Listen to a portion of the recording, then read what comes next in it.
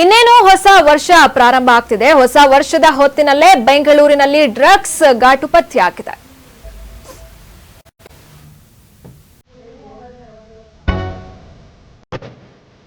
Silicon ಸಿಟಿಯಲ್ಲಿ drugs ಜಾಲದ exclusive ಸುದ್ದಿ ಈಗ ಹೊರಬಂದಿದೆ.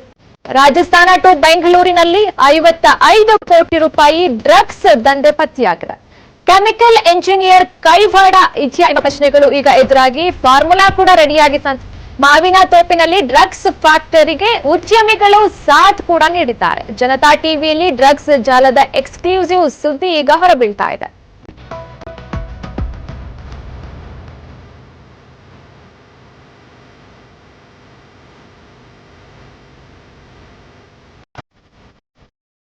ಡ್ರಗ್ಸ್ ತಯಾರಿಕೆಯಲ್ಲಿ ಕೆಮಿಕಲ್ ಇಂಜಿನಿಯರ್ ಕೈವಾಡ ಇರಬಹುದು ಎಂಬ ಪ್ರಶ್ನೆ ಕೂಡ ಈಗ ಮೂಡ್ತಾ ಇದೆ. ಕೆಮಿಕಲ್ ಇಂಜಿನಿಯರ್ ಮಾರ್ಮೈಂಡ್ ಆಗಿದ್ನ ಡ್ರಗ್ಸ್ ಜಾಲದಲ್ಲಿ ಪ್ರಶಾಂತ್ ಯಲ್ಲಪ್ಪ ಪ್ರಮುಖ ಪಾತ್ರ ಇದೆ ಎಂಬ ಸುದ್ದಿ ಕೂಡ ಕೇಳಿ ಬರ್ತಾ ಇದೆ. ಪ್ರಶಾಂತ್ ಹೇಳಿದ ಎಲ್ಲ ರೀತಿಯ ರಾಸಾಯನಿಕಗಳು ಕೂಡ ರವಾನೆ ಆಗಿವೆ. ಡ್ರಗ್ಸ್ ತಯಾರಿಕೆಗೆ ಬೇಕಾದ ರಾಸಾಯನಿಕಗಳನ್ನ ಕೂಡ ರವಾನೆ ಮಾಡಲಾಗಿದೆ. ಇನ್ನ ರಾಮಲ್ಗೆ ಫಾರ್ಮುಲಾವನ್ನ ಕೊಡ್ತಿದ್ದ ಪ್ರಶಾಂತ್ ಎಂಬ ಸುದ್ದಿ ಕೂಡ ಈಗ ಹೊರಬಿದ್ದಿದೆ. ಪ್ರಶಾಂತ್ ಸೂಚನೆಯ ಮೇರೆಗೆ ಫ್ಯಾಕ್ಟರಿಗಳಲ್ಲಿ ಡ್ರಗ್ಸ್ ಸಿದ್ಧತೆಗಳನ್ನ ಕೂಡ ಮಾಡಿಕೊಳ್ಳಲಾಗ್ತಿತ್ತಂತೆ.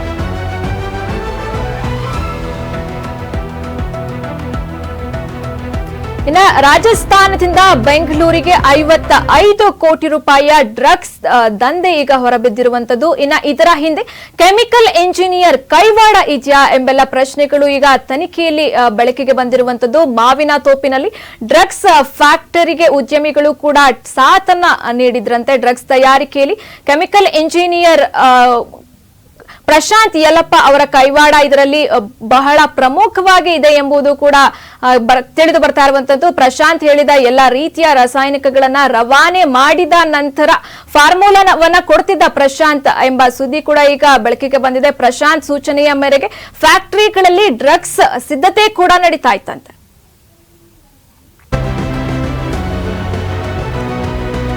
ಇನ್ನು ನಿರ್ಜನ ಪ್ರದೇಶವನ್ನ ಹುಡುಕಿ ಡ್ರಗ್ಸ್ ಫ್ಯಾಕ್ಟರಿ ನಿರ್ಮಾಣ ಕೂಡ ಮಾಡಿದ್ರು. ಪಕ್ಕಾ ಪ್ಲಾನ್ ಮಾಡಿ ಸ್ಥಳ ಹುಡುಕ್ತಿದ್ದ ರಾಮಲ್. ಯಾರಪ್ಪನಹಳ್ಳಿಯ ಶೇಖರಣೆ ಆಗ್ತಿತ್ತು ಡ್ರಗ್ಸ್. ಯಾರಪ್ಪನಹಳ್ಳಿಯಿಂದ ಬೇರೆ ಬೇರೆ ಕಡೆ ಸರಬರಾಜನ್ನ ಕೂಡ ಮಾಡಲಾಗ್ತಿತ್ತು. ಬೇರೆ ಕಡೆ ಸರಬರಾಜು ಮಾಡ್ತಿದ್ರು ಆರೋಪಿ ಅಬ್ದುಲ್ ಎಂಬ ಪ್ರಶ್ನೆಗಳು ಎಲ್ಲವೂ ಕೂಡ ಈಗ ಮೂಡ್ತಾ ಇದೆ.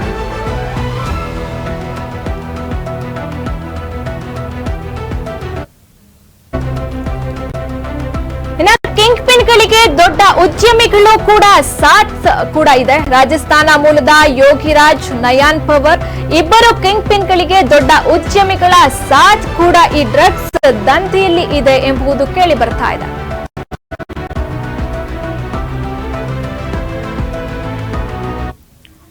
ಇನ್ನು ಈ ಕಿಂಗ್ ಪಿನ್ಗಳಿಗೆ ದೊಡ್ಡ ಉದ್ಯಮಿಗಳ ಸಾಥ್ ಕೂಡ ಇದೆ ಎಂಬ ಅನುಮಾನ ಕೂಡ ಈಗ ಶುರುವಾಗಿರುವಂತದ್ದು. ರಾಜಸ್ಥಾನ ಮೂಲದ ಯೋಗಿರಾಜ್, ನಯನ್ ಪವರ್ ಇಬ್ಬರು ಕಿಂಗ್ ಪಿನ್ಗಳಿಗೆ ನಮ್ಮ ಬೆಂಗಳೂರಿನ ಉದ್ಯಮಿಗಳು ಕೂಡ ಸಾಥ್ ಅನ್ನ ನೀಡುತ್ತಿದ್ರು ಎಂಬೆಲ್ಲ ಪ್ರಶ್ನೆಗಳು ಈಗ ಕಾಡ್ತಾ ಇದೆ.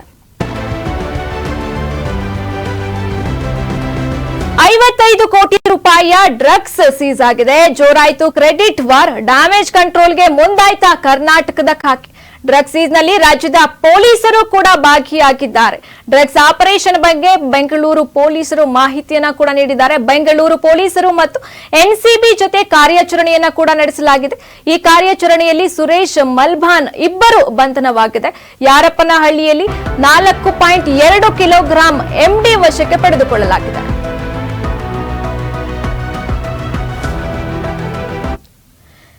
ಇನ್ನು ರಾಜಸ್ಥಾನ ಟು ಬೆಂಗಳೂರು 55 ಕೋಟಿ ರೂಪಾಯಿಯ ಡ್ರಗ್ಸ್ ಅನ್ನ ನಿನ್ನೆ ಸೀಸ್ ಮಾಡಲಾಗಿದೆ. ಅದಕ್ಕೆ ಸಂಬಂಧಪಟ್ಟಂತೆ ಡ್ಯಾಮೇಜ್ ಕಂಟ್ರೋಲ್ಗೆ ಕರ್ನಾಟಕದ ಖಾಕಿ ಈಗ ಮುಂದಾಗಿರುವಂತದ್ದು.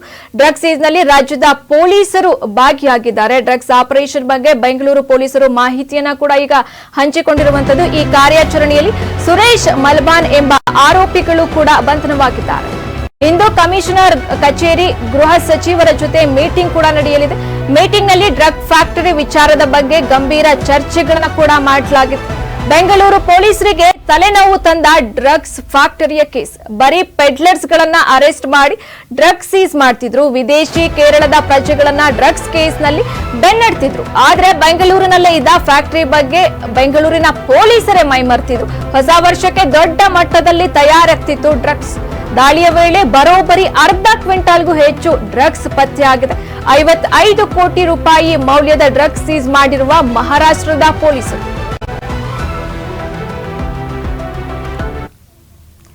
ಇನ್ನ ಡ್ರಗ್ಸ್ ಕೇಸ್ಗೆ ಸಂಬಂಧಪಟ್ಟಂತೆ ಇಂದು ಕಮಿಷನರ್ ಕಚೇರಿಯಲ್ಲಿ ಗೃಹ ಸಚಿವರು ಮಹತ್ವದ ಮೀಟಿಂಗ್ ಅನ್ನ ಕೂಡ ಇಂದು ನಡೆಸಲಿದ್ದಾರೆ. ಮೀಟಿಂಗ್ ನಲ್ಲಿ ಡ್ರಗ್ ಫ್ಯಾಕ್ಟರಿ ವಿಚಾರದ ಬಗ್ಗೆ ಗಂಭೀರ ಚರ್ಚೆಗಳನ್ನ ಕೂಡ ಮಾಡಲಾಗುತ್ತೆ. ಬೆಂಗಳೂರು ಪೊಲೀಸರಿಗೆ ಇದೊಳ್ಳೆ ಒಂದ್ ಕಡೆ ತಲೆನೋವು ತಂದಿದೆ ಅಂತಾನೆ ಹೇಳ್ಬೋದು. ಯಾಕಪ್ಪ ಅಂತ ಅಂದ್ರೆ ಈ ಡ್ರಗ್ ಫೆಡ್ಲರ್ ಗಳನ್ನ ಮಹಾರಾಷ್ಟ್ರದ ಪೊಲೀಸರು ಬಂಧಿಸುವಲ್ಲಿ ಯಶಸ್ವಿಯಾಗಿದ್ದಾರೆ. ಆದ್ರೆ ಬೆಂಗಳೂರಿನ ಪೊಲೀಸರು ಬೆಂಗಳೂರಿನಲ್ಲೇ ಇದ್ಕೊಂಡು ಬೇರೆ ಬೇರೆ ರಾಜ್ಯದ ಡ್ರಗ್ ಪೆಡ್ಲರ್ಗಳಾಗಿರ್ಬೋದು ಹಾಗೆ ಎಲ್ಲವನ್ನ ಸೀಸ್ ಮಾಡಿ ಈಗ ನಮ್ಮ ರಾಜ್ಯದಲ್ಲೇ ಇರುವಂತಹ ಡ್ರಗ್ಸ್ ಕೇಸ್ಗಳನ್ನ ಪತ್ತೆ ಹಚ್ಚುವಲ್ಲಿ ವಿಫಲ ಆಗಿರುವಂತದ್ದು. ಅದ್ರ ಬಗ್ಗೆನೂ ಕೂಡ ಸಾಕಷ್ಟು ಚರ್ಚೆಗಳು ಇಂದು ಗೃಹ ಸಚಿವರ ನೇತೃತ್ವದಲ್ಲಿ ನಡೆಯಲಿದೆ.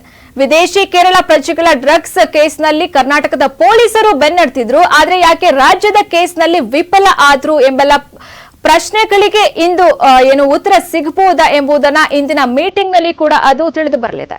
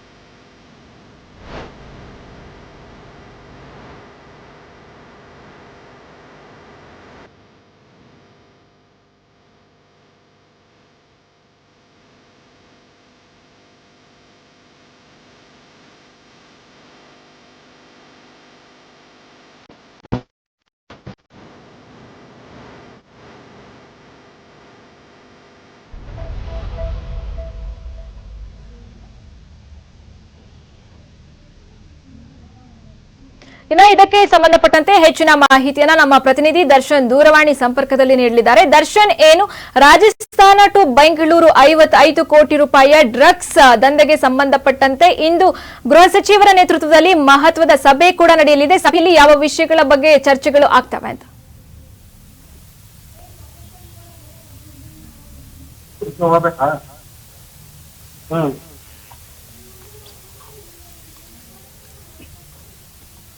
ದರ್ಶನ್, ಏನು ರಾಜಸ್ಥಾನ ಟು ಬೆಂಗಳೂರಿನಲ್ಲಿ 55 ಕೋಟಿ ರೂಪಾಯಿಯ ಡ್ರಗ್ಸ್ ದಂಧೆ ನಿನ್ನೆ ಹೊರಗೆ ಬಂದಿರುವಂತದ್ದು. ಇನ್ನ ಇದಕ್ಕೆ ಸಂಬಂಧಪಟ್ಟಂತೆ ಇಂದು ಗೃಹ ಸಚಿವರ ನೇತೃತ್ವದಲ್ಲಿ ಒಂದು ಮಹತ್ವದ ಗಂಭೀರವಾದ ಮೀಟಿಂಗ್ ಕೂಡ ನಡೆಯಲಿದೆ. ಇನ್ನು ಆ ಮೀಟಿಂಗ್ ನಲ್ಲಿ ಏನೆಲ್ಲ ಚರ್ಚೆಗಳು ಆಗಬಹುದು ಅಂತ? ಲವಣೆ, ಖಂಡಿತವಾಗಿಯೂ ನಿನ್ನೆ ರಾಜ್ಯದಲ್ಲಿ ಅಂದ್ರೆ ಬೆಂಗಳೂರಿನಲ್ಲಿ 3 ಕಡೆ ಒಂದು ಡ್ರಗ್ಸ್ ತಯಾರಿಕಾ ಘಟಕ ಏನಿದೆ ಆ ಒಂದು ಘಟಕವನ್ನ ಮಹಾರಾಷ್ಟ್ರದ ಪೊಲೀಸರು ಸಹ ಬಂದು ಸೀಸ್ ಅನ್ನ ಮಾಡಿದ್ರು. ಅಂದ್ರೆ ಸುಮಾರು 3 ಕಡೆ ಡ್ರಗ್ಸ್ ಅನ್ನ ತಯಾರಿ ಮಾಡಿ ಬೇರೆ ಒಂದು ರಾಜ್ಯಗಳಿಗೆ ಒಂದು ಮಾರಾಟ ಮಾಡ್ತಾ ಇದ್ರು, ಮತ್ತೆ ಬೇರೆ ಬೇರೆ ಕಡೆ ಒಂದು ಡ್ರಗ್ಸ್ ಅನ್ನ ಮಾರಾಟ ಮಾಡ್ತಾರೆ. ಈ ವಿಚಾರವಾಗಿ ಕರ್ನಾಟಕದಲ್ಲಿ ಇರ್ತಕ್ಕಂಥ ಬೆಂಗಳೂರು ಪೊಲೀಸರು ಎಲ್ಲ ಒಂದ್ ಕಡೆ ವೈಫಲ್ಯ ಆಗಿದ್ರು. ಅದ್ರ ಜೊತೆಯಲ್ಲಿ ಈ ಒಂದು 3 ಫ್ಯಾಕ್ಟರಿಗಳು ಏನಿತ್ತು, 3 ಫ್ಯಾಕ್ಟರಿಯಲ್ಲಿ ಸಹ ಮಹಾರಾಷ್ಟ್ರದವರು ಒಂದು ಕೆಲಸ ಮಾಡ್ತಿರೋ ಅಂತಕ್ಕಂಥ ಒಂದು ಮಾಹಿತಿ ಇತ್ತು. ಅದು ಒಂದು ಮಾಹಿತಿಯ ಜಡ ನೀಡ್ಕೊಂಡಂತ ಮಹಾರಾಷ್ಟ್ರ ಪೊಲೀಸರು ಬೆಂಗಳೂರಿನಲ್ಲಿ ಆವಲಹಳ್ಳಿ ಮತ್ತೆ ಕೆಂದಾಪಟ್ಟಣದ ಬಳಿ ಒಂದು ಕಣ್ಣೂರಳ್ಳಿ ಬಳಿ ಒಂದಷ್ಟು 3 ಕಡೆ ಒಂದು ಫ್ಯಾಕ್ಟರಿಗಳನ್ನ ಸೀಸ್ ಮಾಡಿದ್ರು. ಇದೆಲ್ಲ ಒಂದ್ ಕಡೆ ಬೆಂಗಳೂರಿನ ಪೊಲೀಸರ ವೈಫಲ್ಯ ಅಂತ ಸಹ ಮಾತುಕತೆ ಆಗಿದೆ. ಅದ್ರ ಜೊತೆಯಲ್ಲಿ ನೆನೆ ಒಂದಷ್ಟು ಸಭೆಯನ್ನು ಸಹ ನಡೆಸಿದ್ರು. ಅಂದ್ರೆ ಇಲ್ಲಿರ್ತಕ್ಕಂತ ಯಾರು ಗೃಹ ಮಂತ್ರಿಗಳು ಇರ್ಬೋದು ಮತ್ತೆ ಇಲ್ಲಿ ಪೊಲೀಸ್ ಕಮಿಷನರ್ ಅವರು ಸಹ ಒಂದು ಮಾತುಕತೆಯನ್ನು ಮಾಡಿದ್ರು. ಅದ್ರ ಜೊತೆಯಲ್ಲಿ ಏಕೆ ಈ ಒಂದು 20 ಅನ್ನೋದ್ರ ಬಗ್ಗೆ ಮಾಹಿತಿಯನ್ನು ಸಹ ತೆಗೆದುಕೊಂಡಿದ್ರು. ಅದೇ ರೀತಿಯಾಗಿ ಒಂದು ಪತ್ರಿಕಾಗೋಷ್ಠಿ ನಡೆಸಿ ಏನೆಲ್ಲ ಆಗಿತ್ತು ಮತ್ತೆ ಯಾವ ರೀತಿಯಾಗಿ ಈ ಒಂದು ಫ್ಯಾಕ್ಟರಿಯನ್ನ ಪತ್ತೆ ಹಚ್ಚಿರು ಮತ್ತೆ ಈ ಒಂದು ಕಾರ್ಯಾಚರಣೆಯಲ್ಲಿ ಯಾರೆಲ್ಲ ಭಾಗಿಯಾಗಿದ್ರು ಮತ್ತೆ ಪೊಲೀಸರು ಮತ್ತೆ ಡಿಸಿಪಿಗಳಿರ್ಬೋದು ಇವರೆಲ್ಲರೂ ಸಹ ಒಂದು ಕಾರ್ಯಾಚರಣೆ ಭಾಗಿಯಾಗಿದ್ರು ಅಂತಕ್ಕಂಥದ್ದು. ಇನ್ನೊಂದು ಕಡೆ ಇವತ್ತೊಂದು ಸಭೆ ಸಹ ನಡೀತದೆ. ಈ ಒಂದು ಸಭೆಯಲ್ಲಿ ಪ್ರಮುಖವಾಗಿ ನಿನ್ನೆ ಸಿಕ್ಕಿರ್ತಕ್ಕಂತ ಮಾದಕ ವಸ್ತುಗಳಿರ್ಬೋದು ಮತ್ತೆ ಒಂದು ಫ್ಯಾಕ್ಟರಿ ಏನಿತ್ತು, ಒಂದು ಫ್ಯಾಕ್ಟರಿಯನ್ನು ಸೀಸ್ ಮಾಡಿದ್ರು. ಇವೆಲ್ಲದ್ರ ಬಗ್ಗೆ ಒಂದು ಸಭೆ ನಡೀತದೆ. ಈ ಒಂದು ಸಭೆಯಲ್ಲಿ ಯಾಕಂತಂದ್ರೆ ಇನ್ನೇನು ಕೆಲವೇ ದಿನಗಳು ಹೊಸ ವರ್ಷ ಕೂಡ ಬರೋದ್ರಿಂದ ಈ ಸಂದರ್ಭದಲ್ಲಿ ರಾಜ್ಯದಲ್ಲಿ ಸಿಕ್ಕಿರ್ತಕ್ಕಂಥ ಮಾದಕ ದ್ರವ್ಯಗಳು ಎಲ್ಲ ಒಂದ್ ಕಡೆ ರಾಜ್ಯವನ್ನು ಉಡ್ತಾ ಬೆಂಗಳೂರು ಮಾಡೋದಕ್ಕೆ ಹೊರಟಿದ್ಯಾ ಅಂತಕ್ಕಂಥ ಒಂದಷ್ಟು ಮಾತುಕತೆಗಳೀಗ ಬರ್ತಾ ಇರ್ತಕ್ಕಂಥ. ಹಾಗಾಗಿ ಇವತ್ತು ಒಂದು ಸಭೆ ನಡೀತಾ, ಸಭೆಯಲ್ಲಿ ಪ್ರಮುಖವಾಗಿ ಹೊಸ ವರ್ಷದ ಸಮಯದಲ್ಲಿ ಯಾವುದೇ ರೀತಿಯ ಮಾದಕ ದ್ರವ್ಯಗಳು ಏನಿದೆ ಈ ಒಂದು ವಸ್ತುಗಳು ಯಾವುದೇ ಕಾರಣ ಹೊರಬರಬಾರ್ದು. ಮತ್ತೆ ಈಗ ಈ ಹಿಂದೆ ಅಂದ್ರೆ ಬೆಂಗಳೂರಿನ ಸಿಸಿ ಅಂದ್ರೆ ಮಾದಕ ದ್ರವ್ಯ ನಿಗ್ರಹ ದಳ ಏನಿದೆ, ಈ ಒಂದು ಪಡೆ ಏನಿದೆ, ಈ ಒಂದು ಪಡೆ ಈ ಎಲ್ಲಾ ರೀತಿಯಾಗಿ ಪ್ರತಿಯೊಂದನ್ನು ಸಹ ಅಂದ್ರೆ ಪೆಡ್ಲರ್ಗಳು ಇರ್ಬೋದು, ಮತ್ತೆ ಡ್ರಗ್ಸ್ ಮಾರಾಟ ಮಾಡ್ತಾ ಇರ್ತಕ್ಕಂಥವ್ರು ಇರ್ಬೋದು, ಮತ್ತೆ ಡ್ರಗ್ಸ್ ಎಲ್ಲೆಲ್ಲಿ ಸಿಗ್ತಾ ಇತ್ತು ಅದೆಲ್ಲ ಸಂಪೂರ್ಣವಾಗಿ ಸೀಸ್ ಮಾಡ್ತಾ ಬಂದಿದ್ರು.